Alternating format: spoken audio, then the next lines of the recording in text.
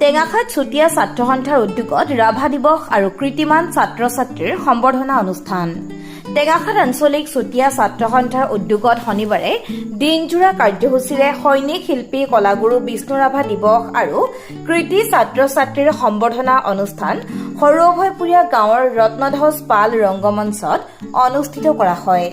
এই অনুষ্ঠানৰ কাৰ্যসূচী অনুসৰি পুৱা চুতীয়া ছাত্ৰ সন্থাৰ পতাকা উত্তোলন কৰে আঞ্চলিকৰ সভাপতি ত্ৰিদীপ চুতীয়া আৰু কলাগুৰুৰ প্ৰতিচ্ছবিত বন্তি প্ৰজ্বলন আৰু পুষ্পাঞ্জলি অৰ্পণ কৰে সম্পাদক তন্ময় চুতীয়াই। ইয়াৰ পিছতে দুটা শাখাত কবিতা আবৃত্তি, চিত্ৰাংকন আৰু বিষ্ণুপ্ৰসাদ ৰাভা গীতৰ প্ৰতিযোগিতা অনুষ্ঠিত কৰা হয়। দুপৰীয়া শিক্ষক প্ৰদীপ চুতীয়াৰ সভাপতিত্বত অনুষ্ঠিত মুকলি সভা উদ্বোধন কৰে অৱসৰপ্ৰাপ্ত প্ৰধান শিক্ষয়িত্ৰী দীপা চুতীয়াই। সভাত কলাগুৰু বিষ্ণুপ্ৰসাদ ৰাভাৰ জীৱন আদৰ্শ আৰু কৃতিমান ছাত্ৰ ছাত্ৰীসকলক উদ্দেশ্যি বক্তব্য প্ৰদান কৰে সাংবাদিক জয়ন্ত শইকীয়া, নৱকুমাৰ গগৈ আৰু অসম গেছ কোম্পানীৰ উপাধ্যক্ষ ইন্দ্ৰ গগৈয়ে। আজি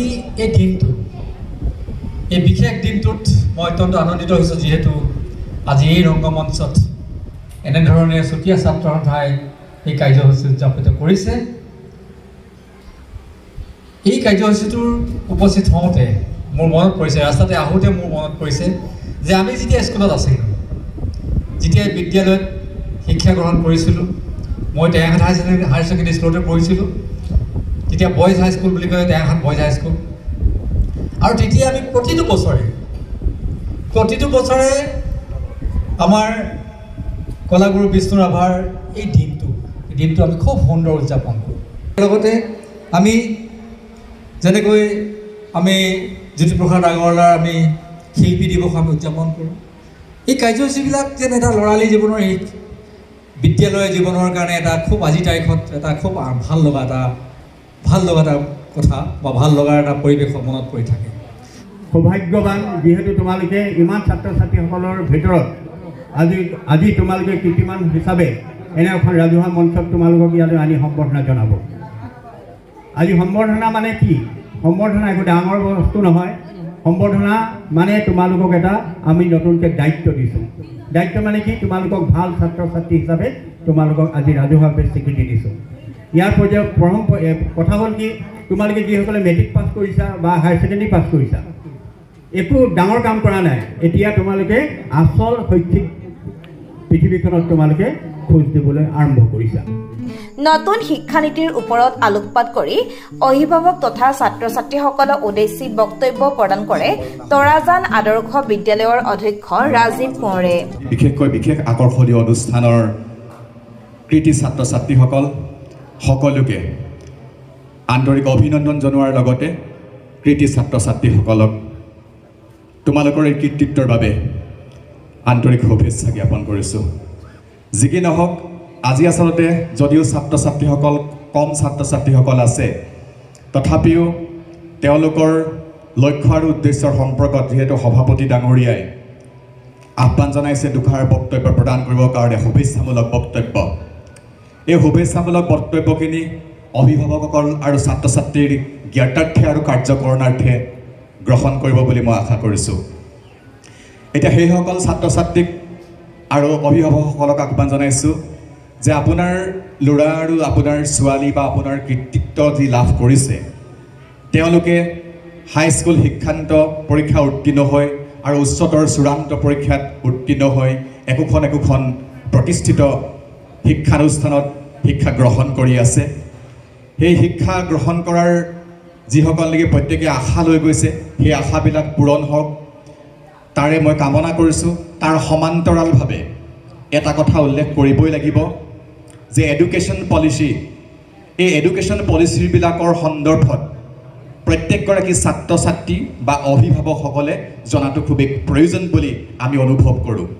সভাত যথেষ্ট সংখ্যক সংস্কৃতিপ্ৰেমী ৰাইজ, ছাত্ৰ ছাত্ৰী, অভিভাৱক তথা সাংবাদিক দীপক গগৈ, মনজিত বৰা, ৰূপম গগৈ আৰু ডিম্বেশ্বৰ গগৈ, AJYCPৰ কেন্দ্ৰীয় কাৰ্যনিৰ্বাহক সদস্য পাৰ্থপ্ৰতিম কোঁৱৰ, টেঙাখাত আঞ্চলিকৰ সভাপতি গৌতম বৰুৱা আৰু সম্পাদক নিশান্ত গগৈকে ধৰি টেঙাখাত আঞ্চলিক চুতীয়া ছাত্ৰ সন্থাৰ বিষয়ববীয়াসকল উপস্থিত থাকে। এই সভাতে চুতীয়া সম্প্ৰদায়ৰ হাইস্কুল শিক্ষান্ত পৰীক্ষা আৰু উচ্চতৰ মাধ্যমিক চূড়ান্ত পৰীক্ষাত শিক্ষাৰ্থীৰে উত্তীৰ্ণ হোৱা মুঠ ৩৫ গৰাকী মেধাৱী ছাত্ৰ ছাত্ৰীক ফুলাম গামোচা ডক্টৰ স্বৰ্ণলতা বৰুৱা আৰু ডক্টৰ ডম্বৰুধৰ নাথে সম্পাদনা কৰা একোখনকৈ চুতীয়া জাতিৰ বুৰঞ্জী আৰু অভিনন্দন পত্ৰ প্ৰদান কৰি সম্বৰ্ধনা জনোৱা হয়।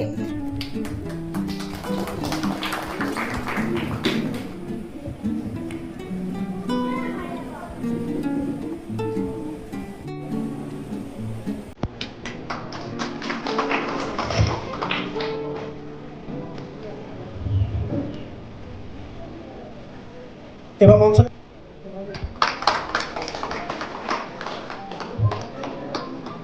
ছিয়াশী চুতীয়া হৈ মাতৃয়ে বৰ্ণপত্ৰ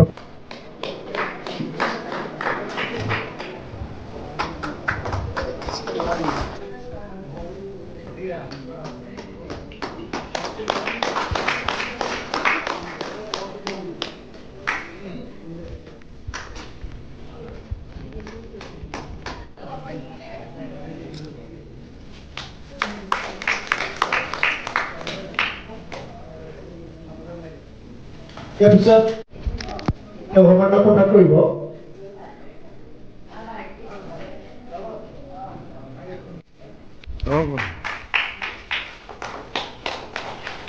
প্ৰদান কৰিব মঞ্চত আহ্বান কৰিছোঁ দিশা চুতীয়া।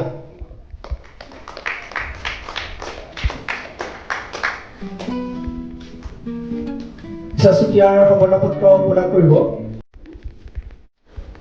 দিশা চুতীয়াৰ মাতৃয়ে সমাৰ্থক পত্ৰ গ্ৰহণ কৰিব। ইয়াৰ পিছত মঞ্চত আমন্ত্ৰণ কৰিছোঁ অৰ্ণৱ চুতীয়া।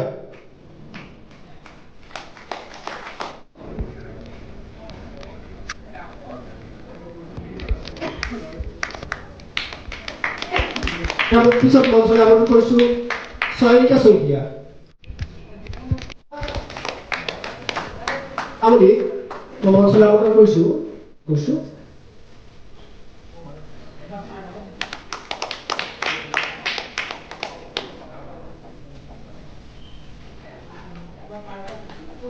মঞ্চলৈ আমন্ত্ৰণ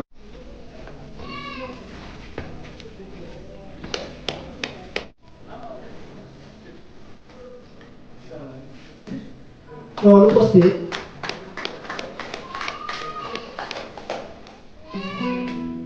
আৰু এইবাৰ মই আমন্ত্ৰণ কৰিছোঁ দেৱজিৎ চেতিয়া।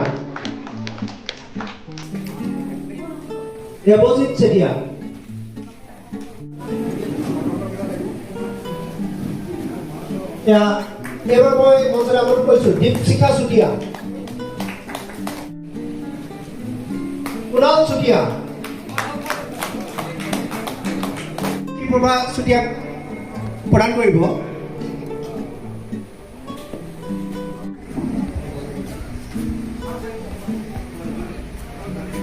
ৰিয়ামণি চুতীয়াক সম্বৰ্ধনা পত্ৰ জ্ঞাপন কৰিব।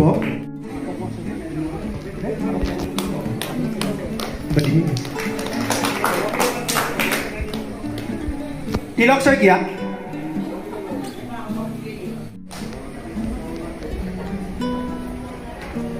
প্ৰাংগনা শইকীয়া,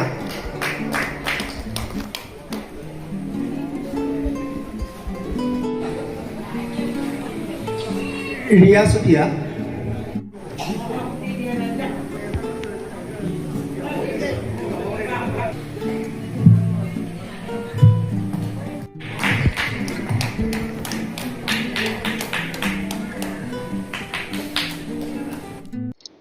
নমস্কাৰ, মোৰ নাম শ্ৰীমতী মৌচুমী বৰুৱা। মই টেঙাখাত বালিকা উচ্চ মাধ্যমিক বিদ্যালয়ৰ পৰা এইবাৰ HSLC ফাৰ্ষ্ট ডিভিজন এটাত লেটাৰ লৈ পাছ কৰিছোঁ আৰু এইবাৰ মই টেঙাখাত উচ্চতৰ মাধ্যমিক বিদ্যালয়ত নামভৰ্তি কৰিছোঁ।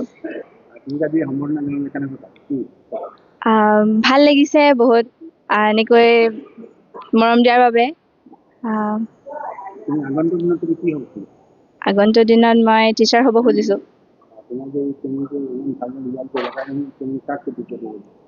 প্ৰথমে মোৰ মা দেউতাক, তাৰ পাছতে মোৰ শিক্ষক শিক্ষয়িত্ৰীসকলক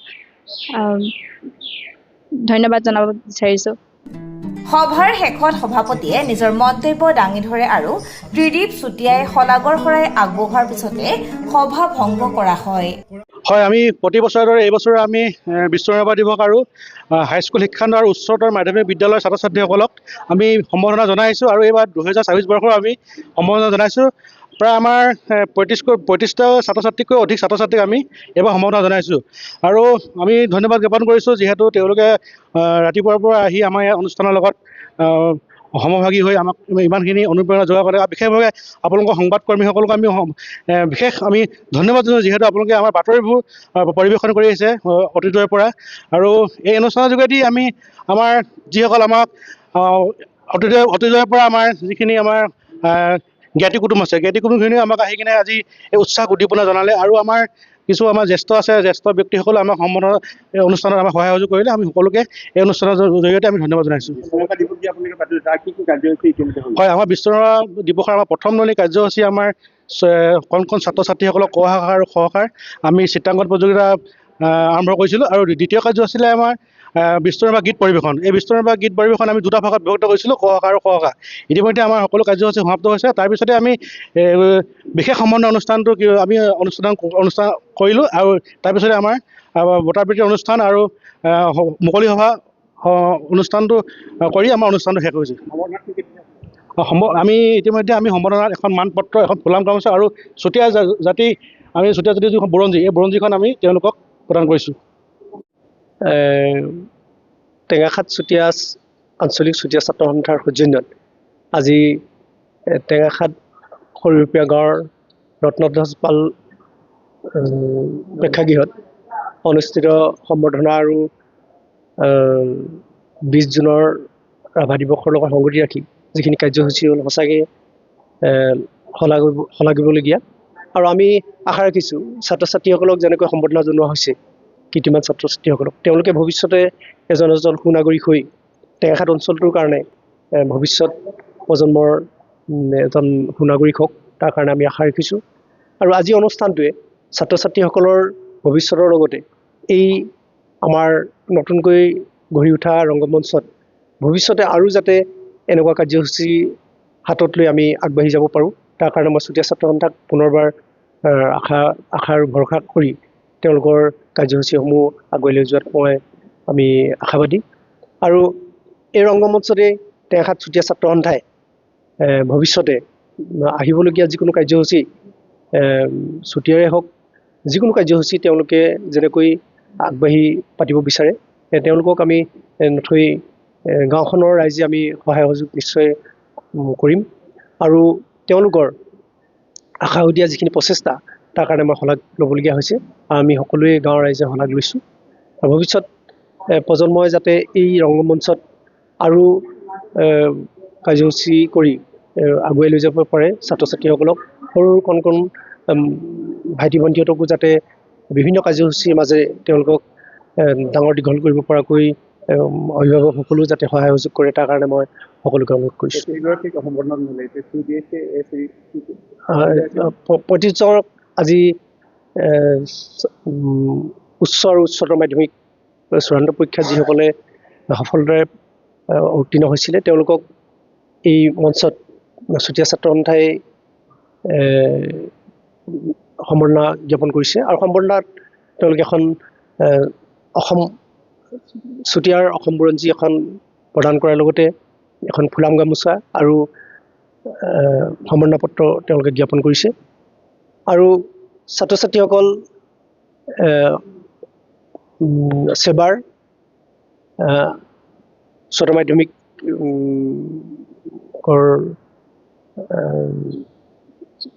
মেট্ৰিক আৰু উচ্চতৰ মাধ্যমিক বিদ্যালয়ৰ লগতে CBSEৰ ছাত্ৰ ছাত্ৰীসকল আছিলে আৰু CBSEৰ 3জনমান আছিলে নেকি আৰু বাকীখিনি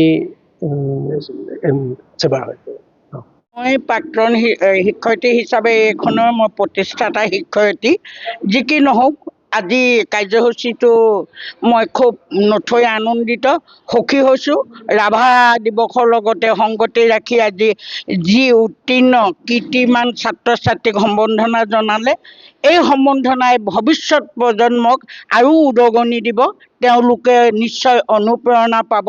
আজি নিচিনা এখন সমাজত আমাৰ চুতীয়া ছাত্ৰ সন্থাই অঞ্চল টেঙাখাট অঞ্চলৰ সমূহ ছাত্ৰ ছাত্ৰীক যিটো উদগনি দেখুৱালে, উঠি অহা প্ৰজন্মৰ কণ ছাত্ৰ ছাত্ৰীয়েও অনুপ্ৰেৰণা পাব, উদগনি পাব।